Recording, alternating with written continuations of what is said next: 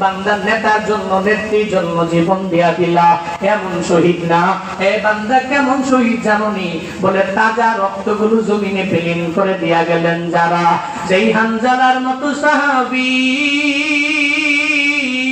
বাসর ঘর চালাইয়া নিজের এত দামি দামি স্ত্রী পালাইয়া চলে গেলেন উহুদের ময়দানে, তাজা রক্তগুলো জমিনের মধ্যে বিলীন করে দিয়া গেলেন। ওই দামি হানজালার মতো শহীদ সাহাবা যারা, ছোট্ট ছোট্ট যেই সাহাবীরা যুদ্ধের ময়দানে শহীদ হয়ে গেলেন, তাজা রক্তগুলো জমিনের মধ্যে বিলীন করে দিয়া গেলেন যারা যারা, ইসলাম কায়েম করতে গিয়া শহীদ হলেন যারা, মদিনাওয়ালা নবী জানায়া দেয় ওয়া ইম্মা তাফিদালিকাল ইয়াউমি মাতা শাহীদা, তোমার যদিও শহীদি মরণ হয় নাই, তুমি যদিও যুদ্ধের ময়দানে বান্দা তুমি যাও নাই, হে উম্মতেরা শুনে নাও, শহীদ হওয়ার জন্য জিহাদের ময়দানে তোমার যাওয়া লাগবে না। ফজরের নামাজের পরে সূরা হাশরের শেষ 3 আয়াত পরে বান্দা তুমি আগায়া যাও, তোমার মরণ শহীদি মরণ বলেই পরিগণিত হয়ে যাবে। এবার যদি প্রশ্ন করেন হুজুর মাগরিবের পরে যদি আমি পড়ি তাহলে আমার কি পরিমাণ ফায়দা হবে? এর মানে সন্ধ্যাবেলায় যদি পড়ি, ওয়ামান ক্বালাহা ইনা ইউমসি কানা বিতিলকাল মানজিলা, রাহমাতুল লিল আলামিন বলেন, যদি সন্ধ্যার পরে সূরা হাশরের শেষ 3 আয়াত যদি পড়তে পারো তাহলে ফায়দা কানা বিতিলকাল মানজিলা। ওই যে আগেরটা যেভাবে বললাম, দিন থেকে রাত পর্যন্ত আল্লাহ 70,000 ফেরেশতা যুক্ত করবে। আর তুমি যদি মাগরিবের পরে সূরা হাশরের শেষ 3 আয়াত বান্দা পড়তে পারো, ফজর পর্যন্ত 70,000 ফেরেশতা তোমার জন্য আল্লাহ নিযুক্ত করবে। শুধু তাই না, রাতের বেলা কত বান্দার মরণ হয়ে যায়, বান্দা জানতো না, ঘুমের ঘরেই বান্দাটার মরণ হয়ে গেল। ওই ঘুমের ঘরে কত সন্তানের মরণ হয়ে যায়, ঘুমের ঘরে কত বাবার মরণ হয়ে যায়, ঘুমের ঘরে কত মায়ের মরণ হয়ে যায়। বান্দা এরকম প্রমাণ আশেপাশে অভাব নেই, তোমার চোখের সামনের ঘটনা। এশার নামাজের পরে বান্দা চলে গেল, আরামে দিব্যি ঘুমায় গেল, ফজরের নামাজে নাই। এইরকম ঘটনা সমাজে আছে না না? এশার নামাজ পড়ে পড়ে এই বান্দা ঘরে হাজির, এই বান্দা জানে না ফজরের নামাজের মধ্যে আসতে পারবো কি পারবো না।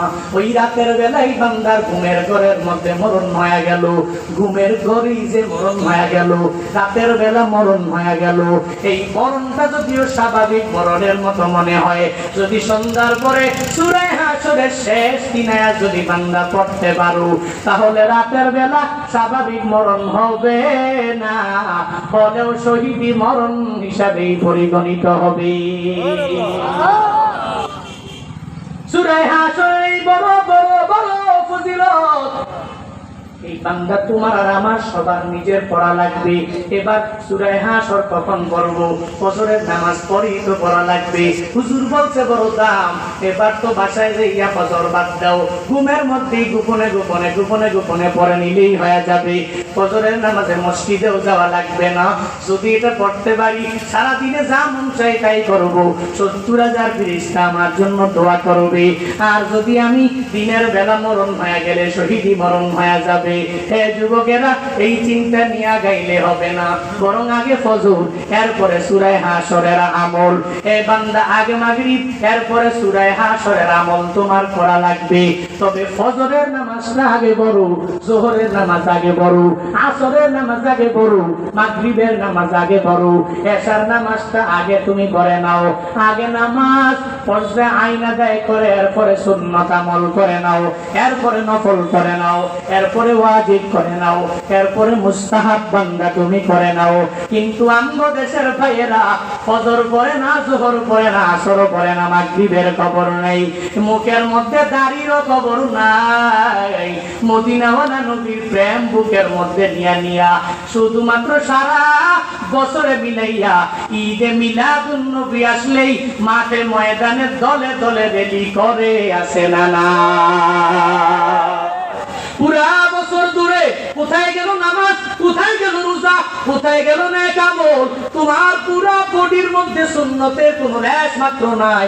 বান্দা তোমার বডির মধ্যে সুন্নত দেখা যায় না, তোমার চেহারার মধ্যে দাড়ি দেখা যায় না, দাড়িরও খবর নাই, জোহর আসরের কোনো খবর নাই। ডাল তবলা বাজাইয়া দেখবেন সিন্নি খাওয়ার জন্য, জিলাপি খাওয়ার জন্য। আমি একটা বাচ্চার জিজ্ঞাসা করলাম, কেন তুমি এই জায়গায় এভাবে দৌড়ে যাও, আবার কেন বক্সের মধ্যে এত কিছু বাজাও?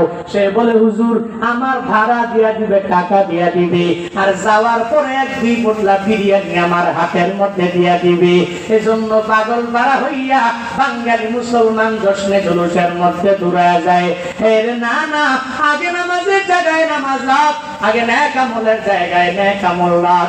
যেটা সাহাবায়ে কেরাম করলো না, যেটা তাবিঈনরা করলো না। হে বান্দারা, তোমাদেরকে প্রশ্ন করি, তোমার অন্তরে নবীর মহব্বত অনেক পরিমাণ বেশি, সাহাবায়ে কেরামের কম ছিল নাকি? যেই সাহাবায়ে কেরামরা নবীর জন্য জীবন দিয়া দিলেন, যেই সাহাবায়ে কেরামরা নিজের স্ত্রীকেও গুরুত্ব দেয় না, যেই সাহাবায়ে কেরামরা নিজের ছেলেরও গুরুত্ব দেয় নাই, যেই সাহাবায়ে কেরামরা নিজের মেয়েরও গুরুত্ব দেয় নাই, যেই সাহাবায়ে কেরামরা কাউকে পরিবারের কাউকে গুরুত্ব দেয় নাই, এদের শুধু গুরুত্ব মদিনাওয়ালা নবীর কথা। নবী যা বলেছে ঝাঁপাইয়া মাঠের মধ্যে পড়ে যাওয়া লাগবে। ওই সাহাবায়ে কেরামের যুগের একটা যদি প্রমাণ দেখাও, আগামী বছর থেকেও নবীর মহব্বতে আমরাও জশ্নে জুলুস করব। আর যদি না দেখাইতে পারো, মাঠ থেকে মাসির দরদ দেখাইয়া বেশি লাভ নাই। গালে দাড়ি নাই, নামাজের খবর নাই, ঢুল তবলা বাদ দিয়া নামাজের মধ্যে ঢুকে যাও।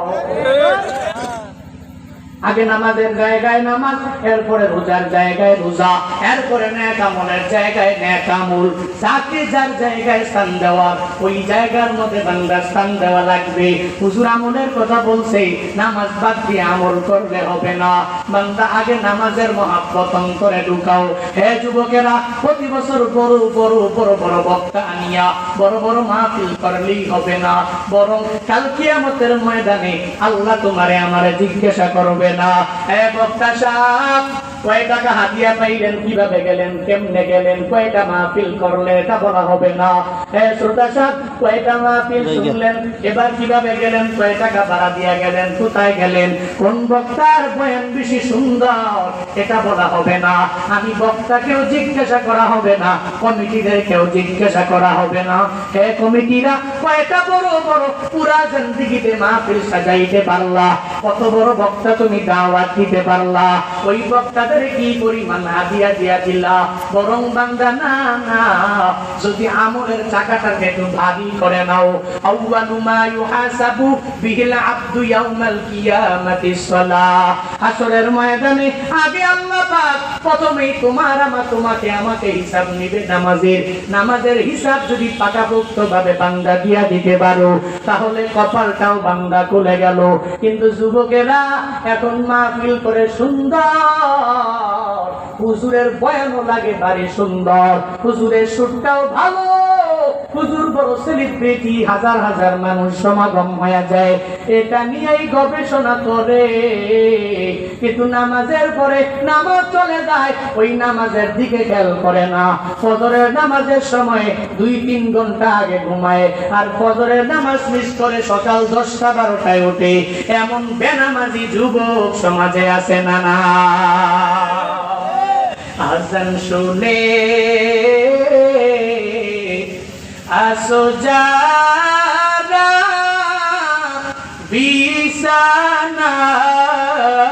বিছানায়, তাদের জন্যে কান্দেন নবী মদিনায়, তাদের জন্যে কান্দেন নবী মদিনায়। আজান শুনে আসো যারা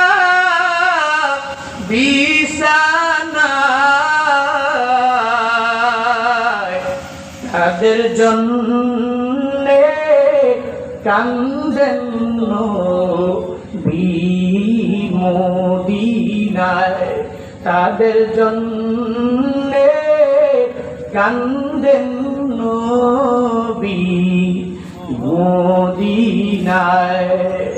ওই নবীর জন্য কি মায়া লাগে না, ওই নবীর জন্য কি তোমার মায়া লাগে না।